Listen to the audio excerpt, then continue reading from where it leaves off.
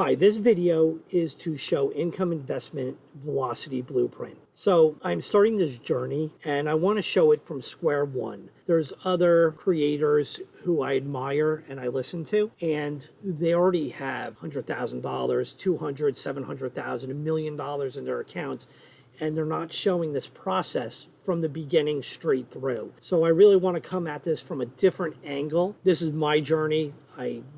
This is not any kind of financial advice, just so you know. But this is my guide to accelerating dividend growth with margin and smart hedging. We're going to look at how I utilize my W-2 income to leverage margin and to work on building monthly dividend income faster. So, disclaimer, as you know, this presentation is for informational and entertainment purposes only. It does not constitute financial advice. This is entertainment. This is my journey of what I am doing, following some of these other creators. So what is velocity banking? Velocity banking is the process where your W-2 paycheck is deposited into a line of credit, like a personal line of credit, and it immediately reduces that principal balance.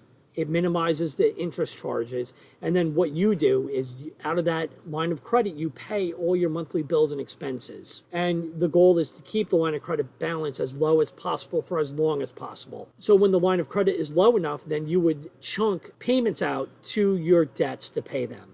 Now, what I'm going to be doing is, it kind of reminds me when I watched one of the creators, they were talking about this, and I said, this sounds like velocity banking. So the traditional concept is using income and credit strategically to pay off debt faster. What we're going to do is we're going to use income and margin to buy income generating assets faster. Our outcome is going to be to replace our expenses with our dividends, and then you can be free. The faster you can get your income into assets, the quicker your monthly cash flow will grow. My goals personally is to stay under 50% margin use, and I want to be greater than 1,000 monthly dividends in January 2026. Let's see how that goes and see where we end up. You can see the core ID, deposit all our W-2 income into the brokerage account. I use E-Trade. We're going to use margin bridge, so we're going to temporarily cover our living expenses utilizing margin. So we're going to buy some high yield ETFs that will help us build monthly dividend income systematically. We're going to reinvest the dividends and we're going to use it to cover our bills. And then we're going to add some hedges to help protect our capital during market downturns. So W-2 income, that's our accelerator. So you want consistent capital inflow. Regular paychecks provide reliable funds to grow your portfolio every month. You're not waiting for extra money to invest. You buy in any market condition. Amplified by margin, so you're using borrowed funds to reach your dividend target faster. Actually, you're using it for your expenses. So margin bridge, the borrowed funds from your broker is secured by your portfolio value. It's like the equity in your home. It's a line of credit against your existing asset. Why use it? It covers your living expenses while your dividend incomes will build and allow you to live a free lifestyle in the future. Key risks: high margin use increases risk of maintenance calls, and margin interest reduces your net returns. So this is a temporary bridge, not permanent debt.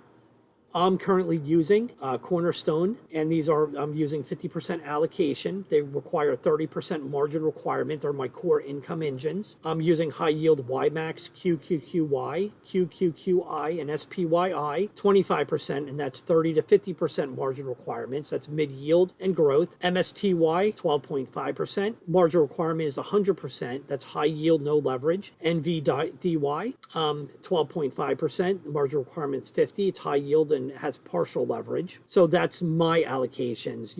Again, this is entertainment. This is what I'm using. So understanding margin requirements. So 30% requirement means that for every dollar you invest, 30% of equity is tied up. The examples are CLM, CRF, and GOF. 50% requirement means for every dollar you invest, 50 cents of equity is tied up. NVDY, QQQY. 100% requirement means that every dollar invested is $1 equity tied up. An example is MSTY. Lower requirement means you have more buying power. Balancing yield and margin. So what's the trade-offs? So high yield, high requirement. So MSTY and VDY means faster income, more income, but you have less buying power. Low requirements like CLM, GOF, and SPYI are slower, but you get more buying power. So key takeaways for all this: you want to accelerate with W-2 and margin use. You want your regular income to drop into your account. Balance your portfolio. You want to have a mix. You want to have a safe portfolio. You want to monitor your margin use carefully. You don't want to go under 50%, and you want to just stay the course, just meaning to be consistent.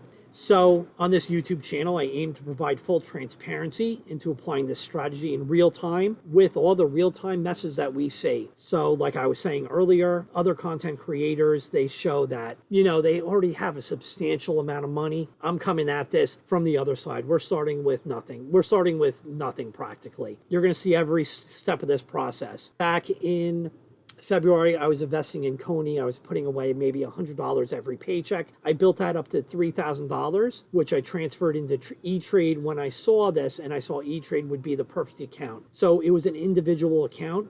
I transferred everything over to a joint account, and now I've had 2 paychecks since that have gone into the account fully. So with the foundation in place, let's turn to the current analytics that I have. So I'm going to load up the account. Let's see what we got. So this is my joint account here. So my net account value right now is $7,245. Today, we have a day's gain of $21. My total unrealized loss is $154. And you can see my portfolio here. So I have CLM.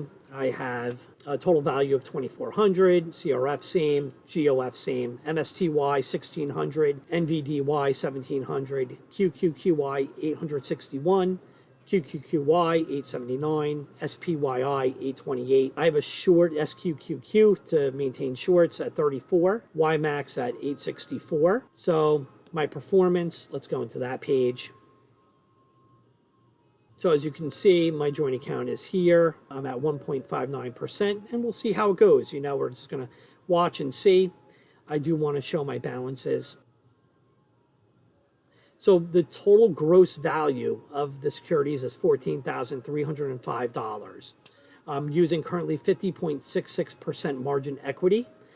One thing that I note, and this is part of the mess that we talk about, is I have another week till paycheck, and margin is 180 is remaining. So I might have to sell some assets in the order to raise cash so I have money to live on. So that's something that I have to think of. One other thing, let's look at what the account income is. Hold on, we're just going to go into that section next. So estimated income is $4,579. You can see so far we've gotten, so for August, estimated income is $250, but then it shows that we have an estimated income of around $390, $375 all the way through.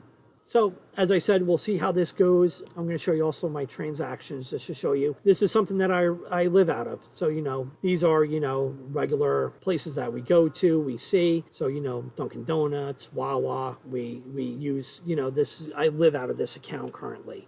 All right, well, thank you for joining me today. I plan to do regular uploads as things happen. So if I start selling assets for cash, when my paychecks come in, I'm going to do other videos to kind of show my journey through this. I hope you enjoyed this video. Any comments or any thoughts are always greatly appreciated. Thank you so much for joining me.